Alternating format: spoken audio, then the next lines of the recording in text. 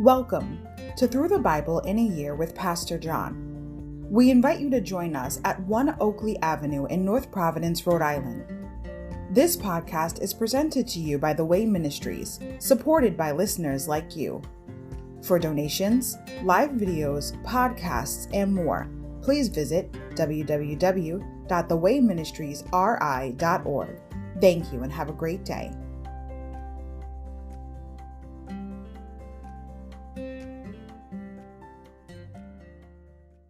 Hi everybody, welcome to Through the Bible in a Year with Pastor John. Glad you could join me today to get a portion of God's Word.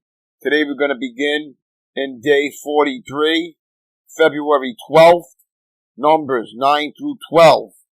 The nation commences the journey. Overview.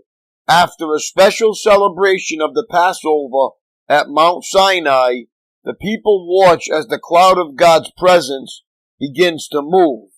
Trumpets blare forth the exciting news. It is time to march. But no sooner has Sinai faded from view than the congregation begins to grumble and complain. The manna is tiresome.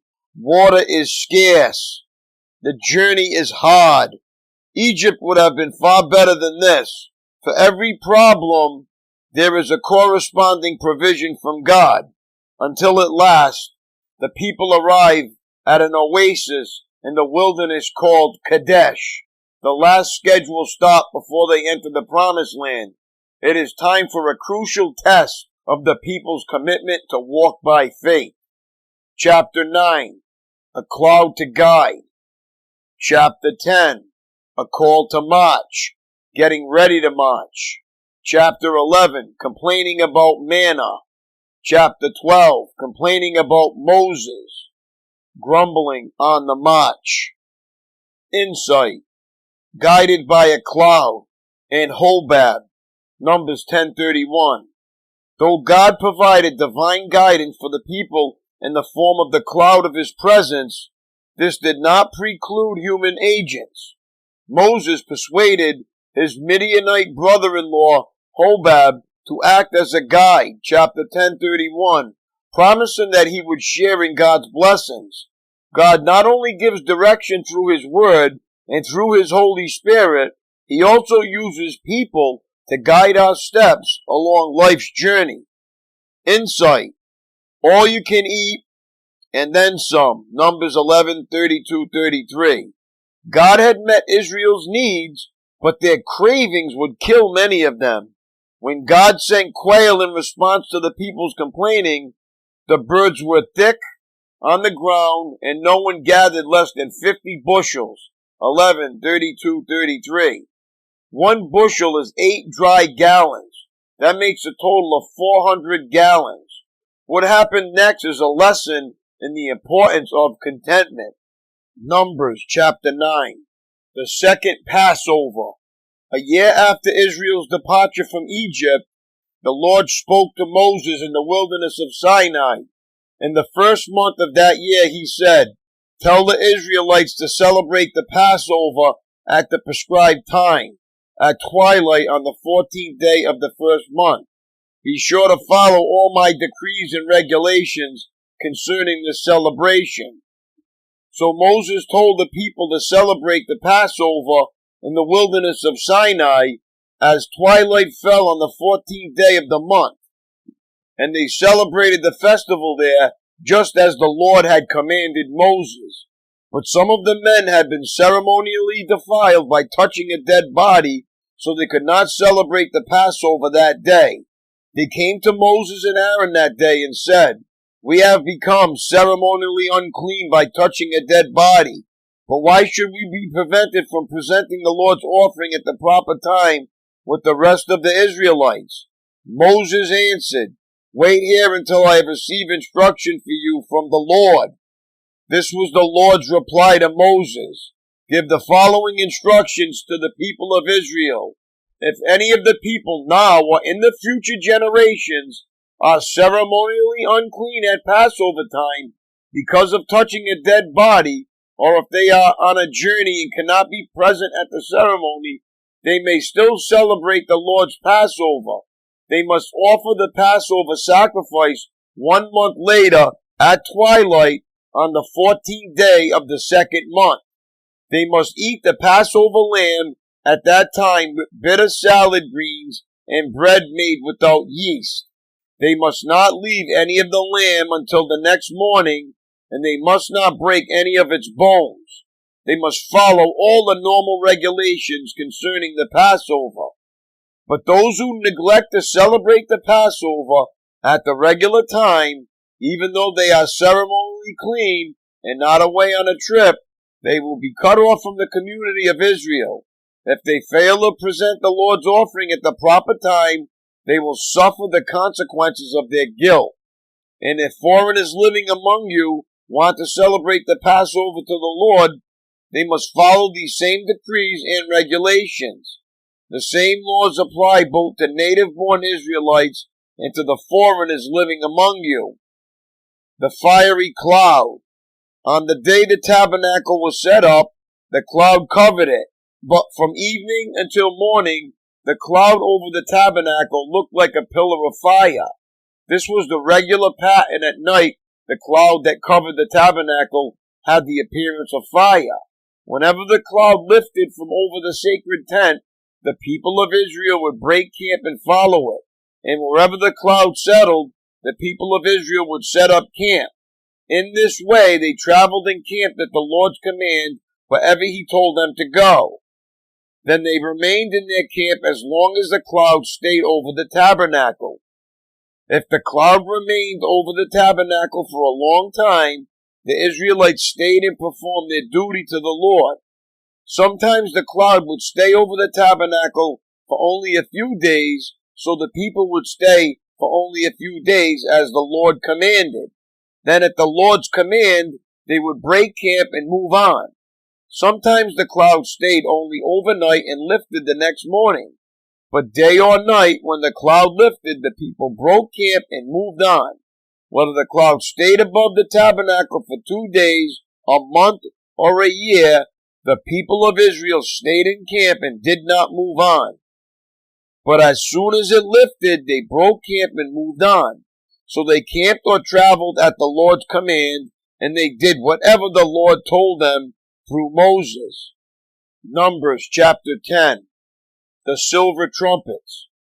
Now the Lord said to Moses, "Make 2 trumpets of hammered silver for calling the community to assemble and for signaling the breaking of camp. When both trumpets are blown, everyone must gather before you at the entrance of the tabernacle. But if only one trumpet is blown, then only the leaders, the heads of the clans of Israel, must present themselves to you. When you sound the signal to move on, the tribes camped on the east side of the tabernacle must break camp and move forward. When you sound the signal a second time, the tribes camped on the south will follow. You must sound short blasts as the signals for moving on. But when you call the people to an assembly, blow the trumpets with a different signal. Only the priests, Aaron's descendants, are allowed to blow the trumpets. This is a permanent law for you to be observed from generation to generation. When you arrive in your own land and go to war against your enemies who attack you, sound the alarm with the trumpets. Then the Lord your God will remember you and rescue you from your enemies. Blow the trumpets in the times of gladness, too, sounding them at your annual festivals and at the beginning of each month. And blow the trumpets over your burnt offerings and peace offerings. The trumpets will remind your God of His covenant with you. I am the Lord your God." The Israelites leave Sinai. In the second year after Israel's departure from Egypt, on the 20th day of the second month, the cloud lifted from the tabernacle of the covenant. So the Israelites set out from the wilderness of Sinai and traveled on from place to place until the cloud stopped in the wilderness of Paran. When the people set out for the first time, following the instructions the Lord had given through Moses, Judah's troops led the way. They marched behind their banner, and their leader was Nahshon, son of Amminadab. They were joined by the troops of the tribe of Issachar, led by Nathaniel, son of Zuar, and the troops of the tribe of Zebulun, led by Eliab, son of Helon.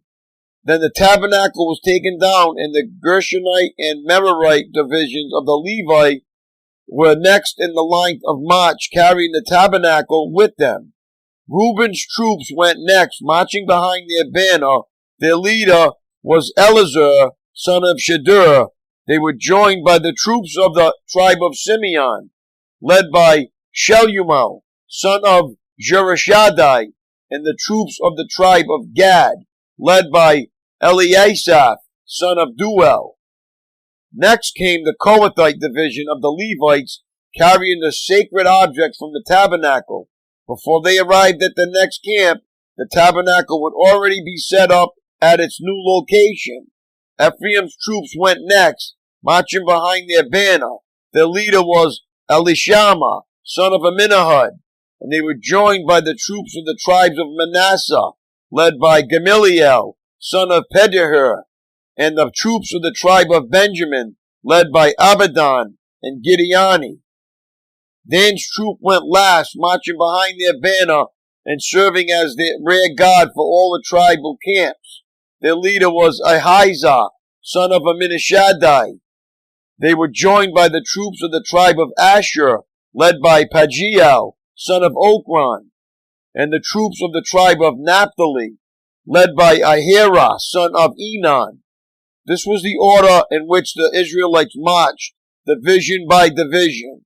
One day Moses said to his brother-in-law Hobab, son of Reuel, the Midianite, "We are on our way to the place the Lord promised us, for he said, 'I will give it to you.' Come with us and we will treat you well, for the Lord has promised wonderful blessings for Israel." But Hobab replied, "No, I will not go. I must return to my own land and family." "Please don't leave us," Moses pleaded. "You know the places in the wilderness where we should camp. Come be our guide. If you do, we'll share with you all the blessings the Lord gives us." They marched for 3 days after leaving the mountain of the Lord, with the ark of the Lord's covenant moving ahead of them to show them where to stop and rest. As they moved on each day, the cloud of the Lord hovered over them. And whenever the ark set out, Moses would shout, "Arise, O Lord, and let your enemies be scattered. Let them flee before you." And when the ark was set down, he would say, "Return, O Lord, to the countless thousands of Israel." Numbers chapter 11. The people complained to Moses. Soon the people began to complain about their hardship, and the Lord heard everything they said. Then the Lord's anger blazed against them, and he sent fire to rage among them, and he destroyed some of the people in the outskirts of the camp. Then the people screamed to Moses for help, and when he prayed to the Lord, the fire stopped. After that, the area was known as Taberah, which means place of burning, because fire from the Lord had burned among them there. Then the foreign rabble who were traveling with the Israelites began to crave the good things of Egypt, and the people of Israel also began to complain. "Oh, for some meat," they exclaimed. "We remember the fish we used to eat for free in Egypt, and we had all the cucumbers, melons, leeks, onions, and garlic we wanted. But now our appetites are gone. All we ever see is this manna." The manna looked like small coriander seeds, and it was pale yellow like gum resin. The people would go out and gather it from the ground. They made flour by grinding it with hand mills or pounding it with mortars. Then they boiled it in a pot and made it into flat cakes. These cakes tasted like pastries baked with olive oil. The manna came down on the camp with the dew during the night. Moses heard all the families standing in the doorways of their tents whining, and the Lord became extremely angry. Moses was also very aggravated, and Moses said to the Lord, "Why are you treating me, your servant, so harshly? Have mercy on me. What did I do to deserve the burden of all these people? Did I give birth to them? Did I bring them into the world? Why did you tell me to carry them in my arms like a mother carries a nursing baby? How can I carry them to the land you swore to give their ancestors? Where am I supposed to get meat for all these people? They keep whining to me, saying, give us meat to eat. I can't carry all these people by myself. The load is far too heavy. Even if this is how you intend to treat me, just go ahead and kill me. Do me a favor and spare me this misery. Moses chooses 70 leaders. Then the Lord said to Moses, gather before me 70 men who are recognized as elders and leaders of Israel. Bring them to the tabernacle to stand there with you. I will come down and talk to you there. I will take some of the Spirit that is upon you, and I will put the Spirit upon them also.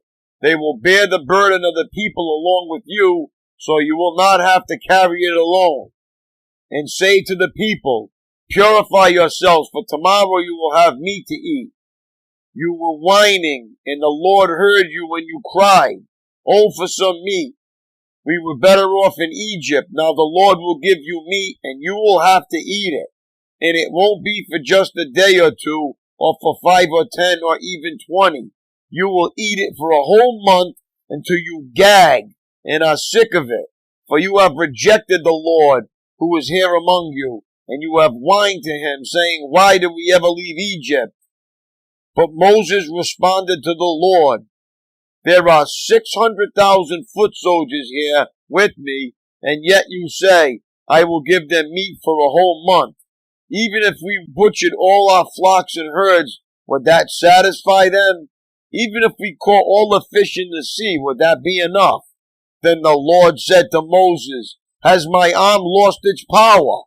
Now you will see whether or not my word comes true. So Moses went out and reported the Lord's words to the people. He gathered the 70 elders and stationed them around the tabernacle. And the Lord came down in the cloud and spoke to Moses. Then he gave the 70 elders the same spirit that was upon Moses. And when the Spirit rested upon them, they prophesied. But this never happened again. 2 men, Eldad and Medad, had stayed behind in the camp. They were listed among the elders, but they had not gone out to the tabernacle. Yet the Spirit rested upon them as well. So they prophesied there in the camp. A young man ran and reported to Moses, Eldad and Medad are prophesying in the camp. Joshua, son of Nun, who had been Moses' assistant since his youth, protested, Moses, my master, make them stop. But Moses replied, are you jealous for my sake? I wish that all the Lord's people were prophets, and that the Lord would put his Spirit upon them all. Then Moses returned to the camp with the elders of Israel. The Lord sends quail. Now the Lord sent a wind that brought quail from the sea and let them fall around the camp. For miles in every direction there were quail flying about 3 feet above the ground. So the people went out and caught quail all that day and throughout the night and all the next day too. No one gathered less than 50 bushels. They spread the quail all around the camp to dry. But while they were gorging themselves on the meat, while it was still in their mouths, the anger of the Lord blazed against the people, and he struck them with a severe plague. So that place was called Kibroth Hatava, which means graves of gluttony, because they buried the people who had craved meat from Egypt. From Kibroth Hatava, the Israelites traveled to Hazeroth, where they stayed for some time. Numbers chapter 12. The complaints of Miriam and Aaron. While they were at Hazeroth, Miriam and Aaron criticized Moses because he had married a Cushite woman. They said, has the Lord spoken only through Moses? Hasn't he spoken to us too? But the Lord heard them. Now Moses was very humble, more humble than any other person on earth. So immediately the Lord called to Moses, Aaron, and Miriam and said, go out to the tabernacle, all 3 of you. So the 3 of them went to the tabernacle. Then the Lord descended in the pillar of cloud and stood at the entrance of the tabernacle. Aaron and Miriam, he called, and they stepped forward. And the Lord said to them, Now listen to what I say. If there were prophets among you, I, the Lord, will reveal myself in visions. I would speak to them in dreams, but not with my servant Moses. Of all my house, he is the one I trust.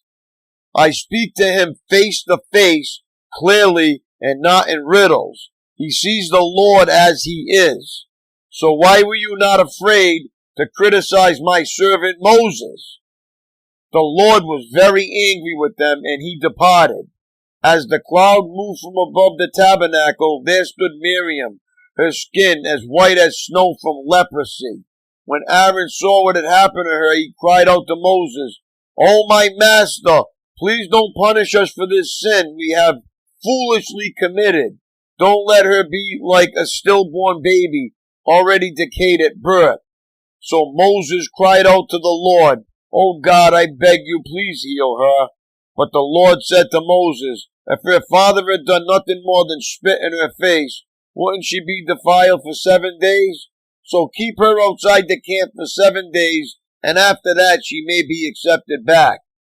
So Miriam was kept outside the camp for 7 days, and the people waited until she was brought back before they traveled again. Then they left Hazeroth and camped in the wilderness of Paran. My daily walk. Have you ever spent the night in a wilderness? If so, you will have little trouble identifying with the complaints of the Israelites as they begin their march from Mount Sinai to the Promised Land. The wilderness is a hostile place. By day the sun beats down mercilessly and the temperature soars. God knew this and provided a traveling umbrella, the cloud. Food is scarce and water is virtually non-existent in the wilderness, unless, of course, you are eating manna that falls with the dew and drinking water from rocks. Do you see God's hand of provision in the life of his nation? More importantly, do you see God's hand of provision in your life? Repeatedly, the Israelites expressed grumbling instead of gratitude. Why not enjoy the blessing they missed by spending the next few minutes praising God for his daily provision? The reason so many people know the solution is that they created the problem. That's all for today, my friends. It was great reading with you. God bless. Have a great day, and I will see you tomorrow. Peace.